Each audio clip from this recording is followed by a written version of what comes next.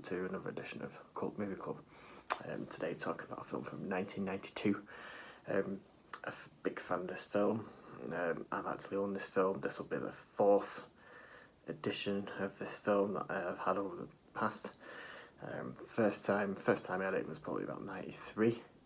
I had it on VHS as a double feature with another rock horror movie called Wedlock, which is also a great film. I had those two together on VHS. And then I wanted to get it on DVD. Never got a UK release on DVD though, so I could never really upgrade it from the VHS, which I didn't even have anymore. I just lost it in time. On a trip in Germany, I managed to pick it up on DVD there.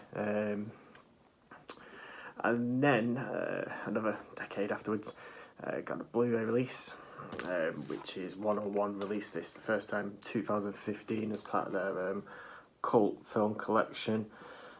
So I picked that up, and it was a good transfer, but it didn't really have any special features on it or anything like that. But it was good to own the film on Blu-ray. Present day, here we are.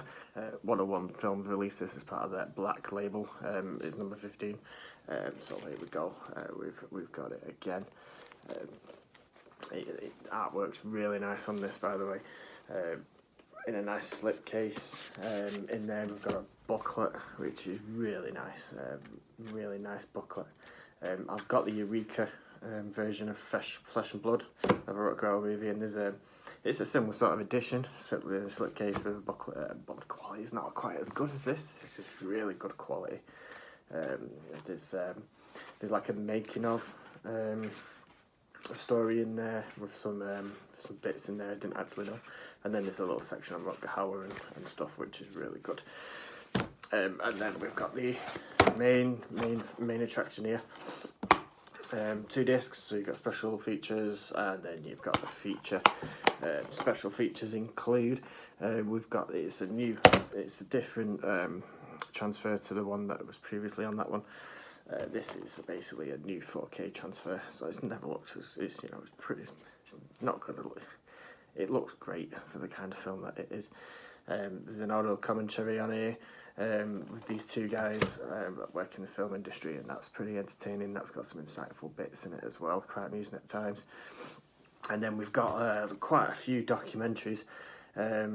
You've got the guy who plays Dick Durkin in this film talking with the producer. That's like a 25-minute documentary, and that's really good to see. Then you've got an interview with a composer called They Call Me Mr. Snips. This guy called Stephen Parsons, I think his name was, and that's really good. That's another 25 minutes, and that goes into his career up until he did Split Second, and that's really good. One called More Blood, which is a creature effects designer he's worked on Hellraiser, and he goes into what it was like making this film. And then there's another one with a DOP. There's the Japanese cut on here, which has got the added scenes where you get to meet Dick Durkin's girlfriend, and there's also a different killing in it as well with a jogger. It's like VHS quality, that though. Still interesting to watch. I didn't watch the whole thing. I just kind of skipped through it a bit, but yeah. And then there's all sorts of promotional bits. Some of my favourite bits are the original 1992 behind the scenes, where you get to see Rutger Hauer and talking about the film and all this Harley Stone gear, which is really good to watch. It was really cool. And then you've got all the promo stuff like the trailers. So it's a really good addition. If you're a fan of this film, it's definitely worth picking this up.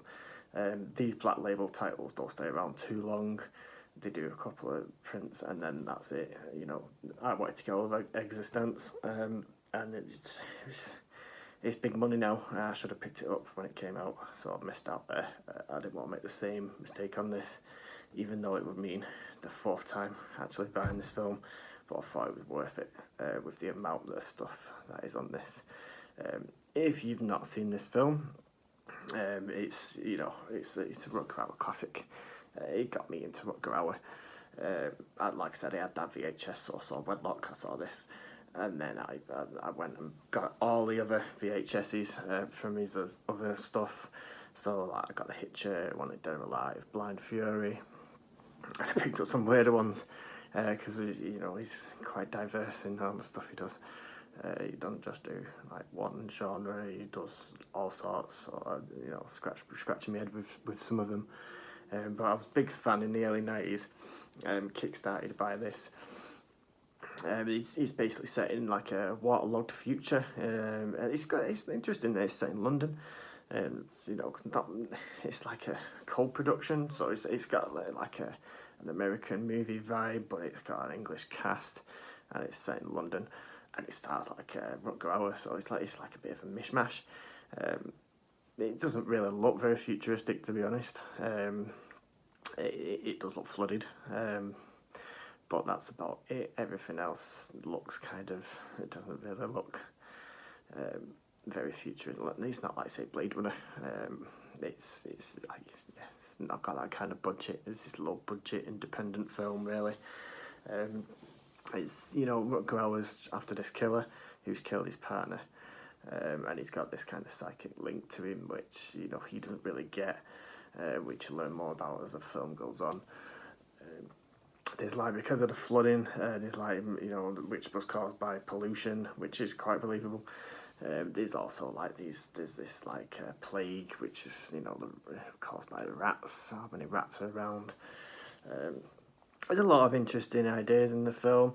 He's after this killer, and he gets paired up with this this English guy who's like Oxford, straight out of education kind of thing. And it's like a bit like a buddy cop film. It has got some humorous moments in it. And they're trying to find this killer. Kim Cattrall's in this film, an early role before all the Sex and the City stuff. She's quite good in this. It's a relic of its time.